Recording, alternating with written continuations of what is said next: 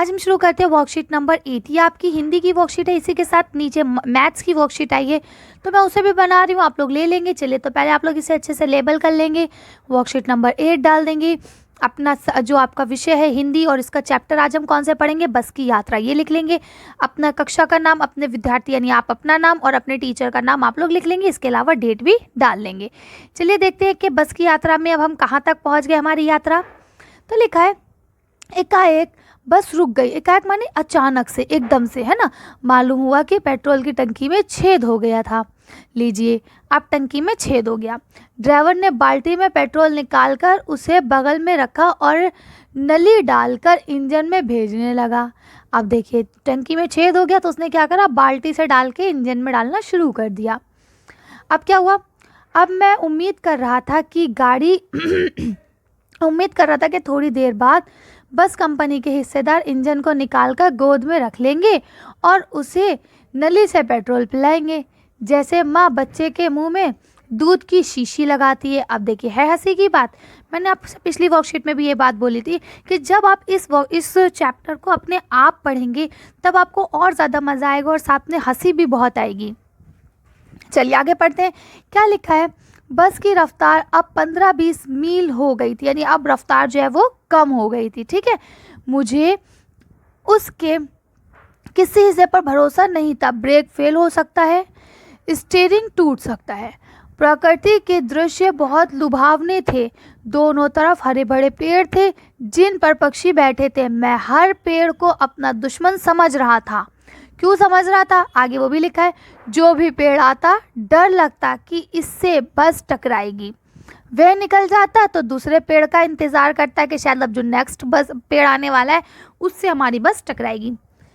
झील दिखती तो सोचता कि इसमें बस गोते लगा जाएगी, यानी कि गिर जाएगी, डुबकी लगाएगी, है ना। एकाएक फिर बस रुकी, यानी अब दोबारा से बस रुकी। ड्राइवर ने तरह तरह की तरकीबें की पर वह चली नहीं, यानी कि ड्राइवर ने बहुत कोशिश करी कि शायद चल जाए, लेकिन वो नहीं चली। सविनय अवज्ञा आंदोलन शुरू हो गया था। अब आप पिछली बार पढ़ चुके हैं कि सविनय अवज्ञा आंदोलन क्या था, जिसमें कोई भी किसी का सहयोग नहीं करना चाह रहा था। सेम इसी तरह से बस का हर हिस्सा एक दूसरे से असहयोग कर चुका था, यानी कोई भी किसी का साथ नहीं देना चाह रहा था। बस का अगर इंजन कह रहा था कि चलो, तो पेट्रोल की टंकी में छेद हो गया था कि नहीं जी नहीं, हम तो नहीं चलेंगे तुम्हारे साथ। कंपनी के हिस्सेदार कह रहे थे, बस तो फर्स्ट क्लास है जी, ये तो इत्तेफाक की बात है। अब देखिए क्या होता है, जब आपकी बात पटती नहीं है ना पूरी तरह से, तो ये कह दिया जाता है कि मतलब ये चीज़ तो सही है, लेकिन ये आजकल पहली बार हुआ है, मतलब आज से पहले ऐसा कभी हुआ नहीं है। बस तो बिल्कुल फर्स्ट क्लास है, हमेशा सही चलती है, ये आज इत्तेफाक की बात है, अचानक से हो गया ऐसा, वरना होता नहीं है। क्षीण चांदनी में वृक्ष की छाया के नीचे वह बस खड़ी ध्यानदीन लग रही थी, यानी कि अब क्या था कि वो बस जो है वो वृक्ष की छाया के नीचे खड़ी हो गई। रात थी, चांदनी थी अच्छी, तो कैसी लग रही थी, बेचारी बूढ़ी लग रही थी, ऐसे कोई बहुत ज़्यादा बूढ़ा इंसान बैठे आराम कर रहा हो ना, बेचारी टाइप की, है ना, वो लग रही थी। लगता मतलब ऐसा महसूस हो रहा था जैसे कोई वृद्धा थक कर बैठ गई हो, यानी कि कोई बूढ़ी औरत थक कर बैठ गई हो। हमें गलीन हो रही थी, यानी कि मतलब अपने ऊपर बुराई लग रही थी, खेद हो रहा था, अपने ऊपर लग रहा था कि हम कितने बुरे हैं कि मतलब इस बूढ़े के ऊपर बैठ के सफ़र कर रहे हैं। देखिए, हो रही थी कि बेचारी पर लद कर हम चले आ रहे हैं, यानी इतनी बूढ़ी है, इसके ऊपर हम सफ़र कर रहे हैं, हमें तरस नहीं आ रहा है इसके ऊपर। अगर इसका प्राणांत हो गया, यानी ये मर गई, यानी ये ख़त्म हो गई अगर, तो इसका बयाबान में हमें, यानी इस बयाबान किसे कहा जाता है, खाली जगह जहाँ पे कोई ना हो, सन्नाटा हो, ठीक है। इस बयाबान में हमें इसका अतिशोक्ति करना पड़ेगी, यानी कि अब करनी पड़े, अतिशोक्ति का मतलब क्या था, करनी पड़ेगी, यानी इसका अंतिम संस्कार यही करना पड़ेगा, यानी इसको यही आप जलाना कह लीजिए, दफनाना कह लीजिए, यही करना पड़ेगा जो भी करना है, ठीक है। और ये कौन सी जगह है, बिल्कुल वीराना है। यहाँ आपको अंतिम संस्कार के लिए लकड़ी भी नहीं मिलेगी और दफन करने के लिए कपड़ा भी नहीं मिलेगा, ठीक है। अब क्या बोलते हैं, हिस्सेदार साहब ने इंजन खोला और कुछ सुधारा, यानी अब हिस्सेदार साहब जो थे बेचारे, उनकी इज्जत का सवाल था। मुझे लगता है उन्होंने बोला ही, क्योंकि वो बस उनकी हिस्से में आती है, उन्हें बोलना ही नहीं चाहिए था जब इतनी ख़राब हालत थी उस बस की, तो ठीक है। अब क्या लिखा है, बस आगे चली, उसके चाल और कम हो गई, यानी उसकी जो चाल थी, जो उसकी रफ्तार थी वो और कम हो गई। धीरे धीरे वृद्धा की आंखों की ज्योति जाने लगी। अब देखिए यहाँ पे ये मतलब एक तरह से थॉट बोल के वो ये कहना चाह रहे हैं कि जैसे एक इंसान जो बूढ़ा हो चुका होता है, वो मरने वाला होता है, तो लोग कहते हैं ना देखो अब इनकी ज्योति जो है वो धीरे धीरे धीरे धीरे खत्म हो रही है ना। इसी तरह से चांदनी में रास्ता टटोल कर वह रेंग रही थी, यानी अब क्या है, जब इंसान मरने के करीब हो जाता है तो उसके अंदर उतनी ताकत, उतनी हिम्मत नहीं रहती कि वो चल सके, तो वो क्या करता है, रेंगने लगता है, धीरे धीरे चलने लगता है। उसी को इन्होंने यहाँ पे मिसाल के तौर पे इस्तेमाल किया है। ठीक है, आगे या पीछे से कोई गाड़ी दिखती तो वह एक कदम किनारे खड़ी हो जाती, यानी एक तरफ साइड में हो जाती कि भैया तुम निकल जाओ। ठीक है, जैसे कि हो जाती और ये कहती कि निकल जाओ बेटी, अपनी तो वह उम्र नहीं रही, यानी कि अब कोई भी गाड़ी आएगी वो रफ्तार से ही चलेगी, जाहिर सी बात है, रात का वक्त है, लोगों को जल्दी है घर पहुंचने की। तो क्या होता है, उसे ऐसा महसूस हो रहा था कि वो किनारे ऐसे खड़े हो जाती थी जैसे मान लो कि कह रही बेटा तुम निकल जाओ, मेरी तो इतनी उम्र ही नहीं है जो मैं तेज़ तेज़ चल सकूं, मैं तो आराम आराम से ही चलूँगी। ठीक है, अब यहाँ आपके नए शब्द दिए गए, एकाक यानी कि अचानक से, उम्मीद यानी आशा, रफ्तार यानी गति। ठीक है, और मील माने कि गज की दूरी, जो 1760 गज की दूरी को मील कहा जाता है, यानी 1 किलोमीटर है ना। अब क्या है, लुभावना यानी मन को अच्छा लगना। ठीक है, डुबकी, गोता लगाना यानी डुबकी लगाना। ठीक है, तरकीब यानी कि उपाय, शीर्ण यानी कि कमज़ोर। और उसके बाद क्या है, दयानीय, ये देखिए यहाँ लिख के आ गया है, दयानीय यानी कि बेचारी, गलिन यानी कि खेद। ठीक, और प्रांत यानी कि मरना, अगर ये यही मर गई। ठीक है, बयाबान यानी कि सुनसान। ठीक है, अतिशोक्ति यानी कि अंतिम क्रिया, अंतिम क्रियाक्रम यानी वही आपका दफनाना या जलाना जो भी है। ठीक है, टटोल कर यानी ढूंढ कर, रेंगना यानी बहुत धीरे धीरे चलना। अब देखिए आपका यहाँ पहला प्रश्न आता है, प्रश्न यहाँ लिखा है, अब पहले लिखा है अब गद्यांश के ऊपर, जो अब आपने ऊपर गद्यांश पढ़ा है उसके आधार पर निम्नलिखित प्रश्नों के उत्तर दीजिए। ठीक, अब आपका पहला प्रश्न क्या है, बस अचानक रुक क्यों गई थी। तो अब देखिए यहाँ पहले वाले रुकने की बात हो रही है, तो अब आप बता देंगे कि इसलिए रुकी थी क्योंकि पेट्रोल की टंकी में छेद हो गया था। चलिए इसका आंसर देख लेते हैं। ठीक है, पहला आप जो आंसर लिखेंगे यहाँ से लिख लेंगे, बस अचानक से इसलिए रुक गई क्योंकि पेट्रोल की टंकी में छेद हो गया था। ठीक है, चलिए अगला क्वेश्चन पढ़ते हैं।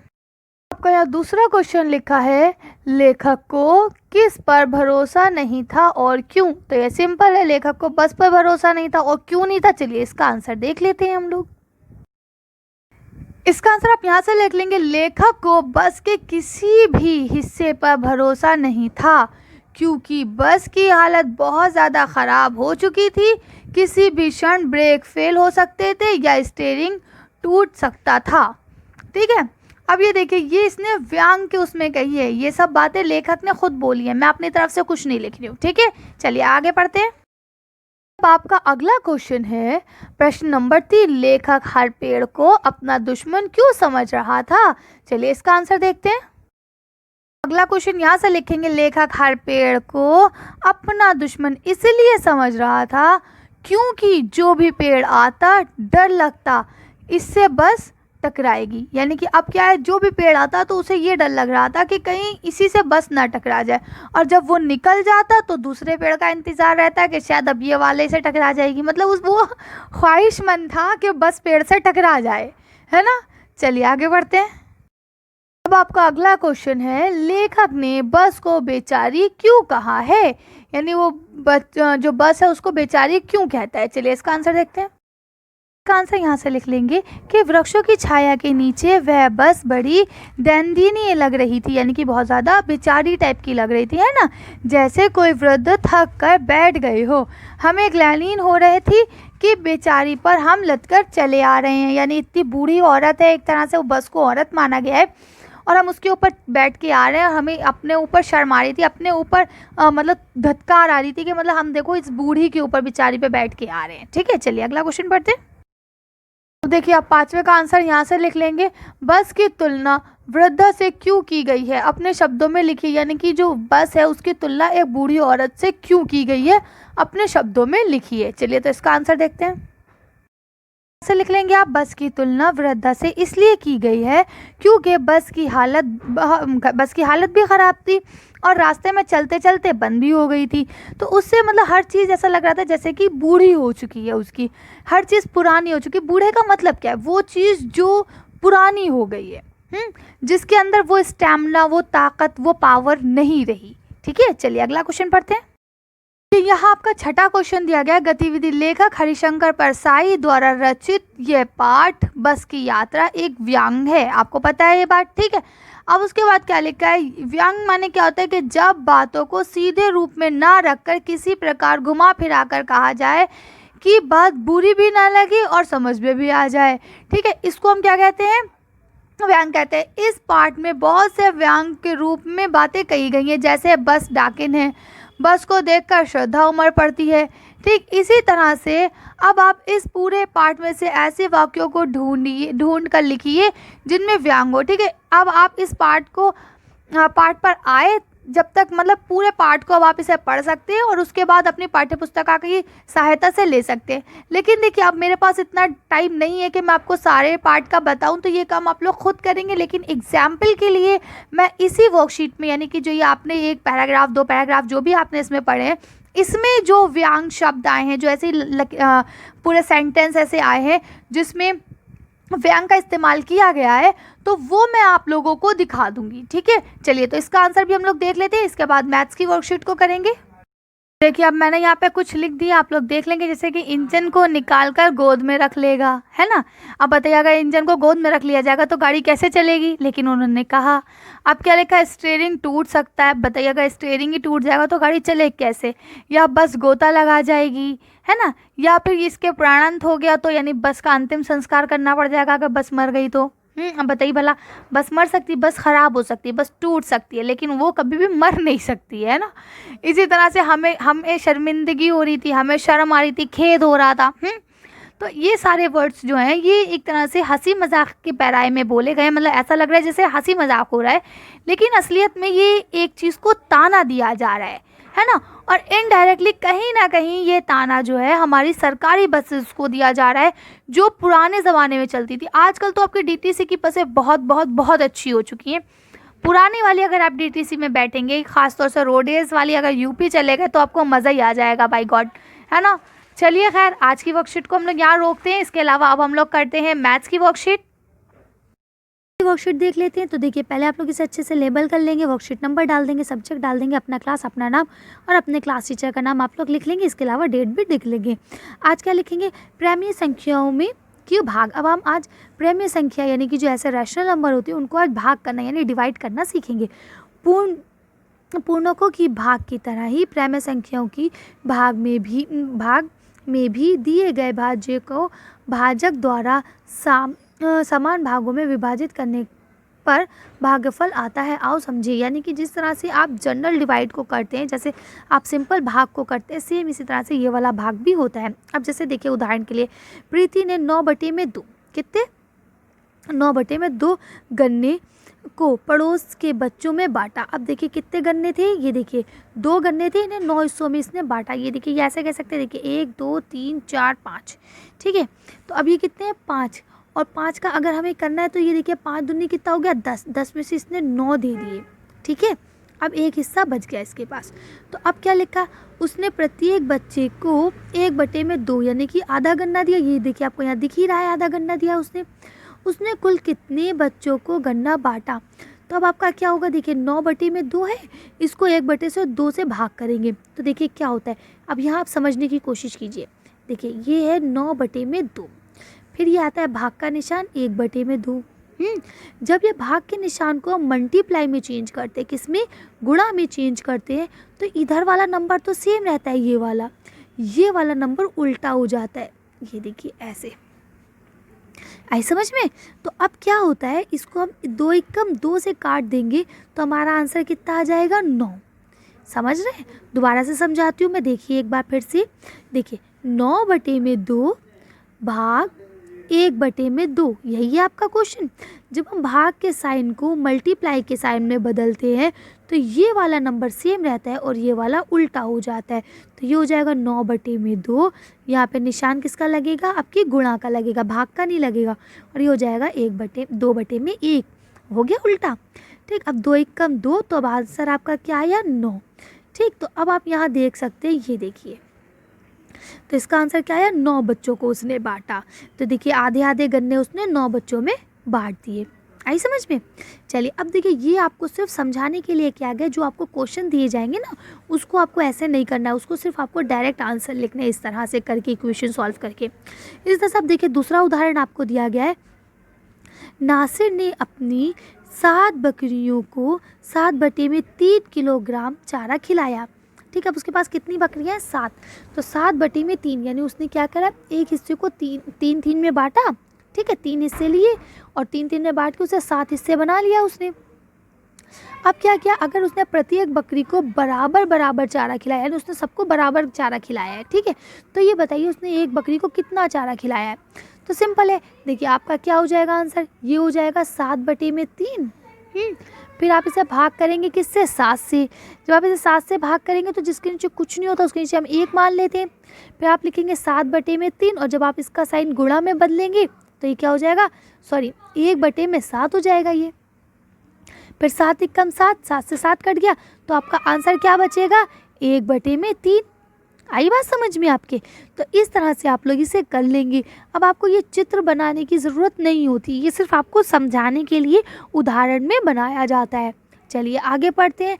मैं उम्मीद करती हूँ आपको समझ में आ रहा होगा, क्योंकि देखिए ये वर्कशीट आपकी बहुत छोटी होती है। मैं हर चीज़ आपको बहुत क्लियरली एक्सप्लेन करने की कोशिश करती हूँ, लेकिन फिर भी बहुत सारी चीज़ें हैं जो छूट जाती हैं, तो उसके लिए आप लोग मुझे माफ़ करेंगे, लेकिन फिर भी मैं आपको पूरी तरह से समझाने की कोशिश करती हूँ। अगर कोई चीज़ समझ में नहीं आती तो आप लोग अपने टीचर से और ट्यूशन टीचर से भी हेल्प ले सकते हैं। चलिए आगे पढ़ते हैं हम लोग। यहाँ क्या लिखा, ऊपर के उदाहरणों को सरकलित करने पर, यानी कि अब आपने इसको जब सॉल्व करा तो क्या हुआ, हमने देखा कि प्रेम्य संख्याओं की गुणा की तरह ही आप जो प्रेम्य संख्याओं की गुणा की तरह ही प्रेम्य संख्याओं का भाग भी बेहद आसान है। जैसे इनके गुणा आसान है, इसी तरह से इनका भाग देना भी बहुत आसान है। बस जिस संख्या से भाग देना होता है उस संख्या को व्युत्क्रम क्रम में से गुणा करने पर उत्तर आ जाता है, यानी कि उल्टा करने पर। जैसे कि यहाँ आपको दिखाया गया है कि 2/3 डिवाइडेड बाय 6/7 है। जब 2/3 लिखा, जब यहाँ गुणा का साइन लगाया तो ये 6/7 जो ये 7/6 हो गया। फिर हमने क्या किया, इसको 2 को 7 से मल्टीप्लाई करा 14, और 3 को 6 से मल्टीप्लाई करा 18, और इसको काट दिया, 2 सत्ते 14 और 2 नीम 18, तो 2/7 हमारा आंसर आ गया। तो अब देखिए यहाँ आपका क्वेश्चन दिया गया, आइए कुछ अन्य प्रश्नों को हल करें। तो अब देखिए यहाँ क्या लिखा है कि नेहा ने 13/4 किलोमीटर दूरी की दौड़ लगाई। अब उसने क्या करा, 13/4 किलोमीटर की उसने दौड़ लगाई। दौड़ लगाते हुए रास्ते में वे बराबर बराबर के 4 अंतराल पर 4 बार रुकी। ठीक है, यानी वो बराबर अंतराल पर 4 बार रुकी। ठीक है, वे पहली बार कितनी दूरी तय करने के बाद रुकी। तो सिंपल है, आप इसे भाग करेंगे किससे, 4 से। चलिए इसका आंसर हम लोग देख लेते हैं पहले। देखिए यहाँ हम लोग ने कैसे करा, 13/4 लिखा, ये 4/1 हो गया। ठीक, अब ये डिवाइड का साइन हट के मल्टीप्लाई को, तो ये क्या हो जाएगा, उल्टा हो जाएगा, ये देखिए। ठीक, तो ये क्या होगा, 13 1 कम 13 और 4 चौक 16, तो आपका 13/16 आंसर हो जाएगा, आप इसे लिख लेंगे। ठीक है, चलिए तो आगे बढ़ते हैं। अब देखिए आपका यहाँ इस तरह से दूसरा क्वेश्चन दिया है, 4/7 और फिर लिखा है -7/4। ठीक है, तो अब क्या होता है कि जैसे आप -4/7 है, फिर क्या डिवाइडेड बाय -7/4। तो अब क्या, ये डिवाइड का साइन हम किस में, मल्टीप्लाई में बदलेंगे, तो ये वाला जो होता है ये क्या हो जाएगा, उल्टा हो जाएगा। चलिए इसका आंसर देखते हैं। तब आप देखिए ये आपका उल्टा हो गया ना, पहले क्या था, ये आपका पहले था ये 4/7 और ये था -7/4। अब हमने मल्टीप्लाई का निशान लगाया, इसे हमने उल्टा कर दिया।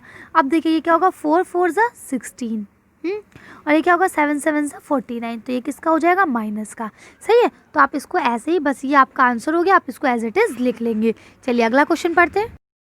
देखिए ये आपका अगला है कि -6 अपॉन में क्या है, देखिए आपका ये -6 अपॉन में 5 और 2 अपॉन में 5। तो देखिए -6 अपॉन में 5 है, जब यहाँ मल्टीप्लाई का निशान लगाएंगे तो ये 5 अपॉन में 2 हो जाएगा। ठीक है, चलिए अब यहाँ से हम लोग आगे देखते हैं, क्योंकि उसमें जगह नहीं होती है ज़्यादा, तो इस वजह से मैंने थोड़ा सा यहीं से माइनस मल्टीप्लाई से ही आपको दिखाया। चलिए इसका आंसर देखते हैं। देखिए ये आपका उल्टा हो जाएगा ना, तो ये 6 अपॉन में 5 है। ठीक, और ये देखिए ये उल्टा होकर 5 अपॉन में 2 हो जाएगा। तो ये देखिए ये ऐसे कट जाएगा 5 1 ज़ा 5 से। ये देखिए मैं आपको काट के दिखाती हूँ, ये कटेगा 5 1 ज़ा 5, तो यहाँ क्या आ गया 1 1। ये कितना हो जाएगा, 2 1 जा 2, 2 3 जा 6, तो 3 1 जा 3 और 1 1 जा 1। नीचे के 1 की कोई वैल्यू नहीं होती, इसलिए हम सिर्फ -3 आंसर लिख देंगे। आई समझ में? तो अब सेम एज इट इज़ इसे ऐसे ही उतार लेंगे। चलिए आगे पढ़ते हैं। देखिए यहाँ पे आपका अगला क्वेश्चन है, -1/2 और दूसरा है कि -2/7। तो अब देखिए -1/2 जो है, ठीक है, इसके बाद यहाँ पे डिवाइड है, ठीक, तो यहाँ क्या हो जाएगा -2/7, और जब हम इसको मल्टीप्लाई कर देंगे तो ये क्या हो जाएगा 7/2, यही होगा ना। तो अब क्या होगा, देखिए ये आपका यहाँ जब आप लिखेंगे तो 7 1 जा 7 हो जाएगा, तो ये -7 रहेगा, जबकि जब आप इसको करेंगे तो ये आपका क्या हो जाएगा 2 2 जा 4, लेकिन प्लस का। ठीक, चलिए इसका आंसर देखते हैं हम लोग। ये आपका यहाँ पे मैंने उल्टा कर दिया क्योंकि मल्टीप्लाई का निशान था, है ना। तो अब क्या होगा, ये देखिए 7 1 जा 7 और माइनस का माइनस रहेगा, ये हो जाएगा 2 2 जा 4। तो क्या होता है, मल्टीप्लाई में माइनस से माइनस कट जाता है, तो ये 4 जो है किसका हो जाएगा, प्लस का। ठीक है, तो प्लस का साइन हम लोग लगाते नहीं है, माइनस का साइन लगाना ज़रूरी होता है। तो अब आपका इसका आंसर क्या हो जाएगा -7/4। तो आप लोग इसे ऐसे ही लिख लेंगे। चलिए आगे पढ़ते हैं। देखिए यहाँ आपका अगला दिया हुआ है कि 2/3, फिर लिखा है 2/3। ठीक है, तो चलिए इसका आंसर देखते हैं हम लोग। देखिए आपका क्या था 2/3 और 2/3, लेकिन जब हमने मल्टीप्लाई करा तो ये क्या हो गया 3/2। आई समझ में बात? तो अब क्या होगा, देखिए 2 1 जा 2, 3 1 जा 3, तो इसका मतलब 1 1 1 1, आंसर क्या आएगा 1 1 जा 1, 1 1 जा 1। अभी मैंने आपको बताया नीचे के 1 की कोई वैल्यू नहीं होती, इसलिए हमारा आंसर क्या आ जाएगा, ओनली 1। तो आप लोग इसे लिख लेंगे। चलिए अगला क्वेश्चन पढ़ते हैं। देखिए यहाँ आपको अगला क्वेश्चन दिया गया है -7/8 और -4/3। तो अब -7/8 है, या जब मल्टीप्लाई का निशान लगेगा तो ये 3/4 हो जाएगा। ठीक है, चलिए तो अब इसका आंसर हम लोग देख लेते हैं। देखिए ये -7/8 होगा और ये फिर क्या हो जाएगा 3/4। ठीक, तो अब इसको इससे मल्टीप्लाई करेंगे, 7 3 जा 21 और 8 4 जा 32। ठीक है, यानी 7 या 21 और 8 चौक 32। तो ये देखिए माइनस ये और ये माइनस। अब अगर आप चाहें तो इधर से ये माइनस को इस माइनस से काट दें तो आपका ये आंसर प्लस में आ जाएगा। ठीक है, तो आपका आंसर क्या हो जाएगा 21/32। चलिए अगला क्वेश्चन पढ़ते हैं। अब देखिए यहाँ पे आपका अगला दिया गया 0/8 और 6/4। ठीक है, तो अब 0/8 तो ऐसे ही रहेगा, यहाँ मल्टीप्लाई का निशान लगेगा तो यहाँ 4/6 हो जाएगा। अब हमेशा याद रखिए जो दूसरे नंबर की डिजिट होती है यही बदली जाती है। ठीक है, चलिए तो इसका आंसर भी पढ़ लेते हैं। देखेंगे किस तरह से इसको ये क्रॉस की वजह से ये उल्टा हो गया। ठीक है, तो अब आप किसी को भी 0 से मल्टीप्लाई करें आंसर 0 आता है, या पहले पढ़ चुके। और 6 8 दा कितना होता है, 6 8 दा होता है 48। ठीक है, यानी 8 6 48। ठीक है, तो आप इस तरह से कर लेंगे। तो आज की वर्कशीट को हम ये खत्म करते हैं। आज की वीडियो में बस इतना ही। अगर आपको हमारी वीडियो पसंद आई हो तो प्लीज़ इसे लाइक और शेयर करें। अगर अभी तक आपने हमारे चैनल को सब्सक्राइब नहीं करा है तो प्लीज़ मेरे चैनल को सब्सक्राइब करें। Thank you for watching.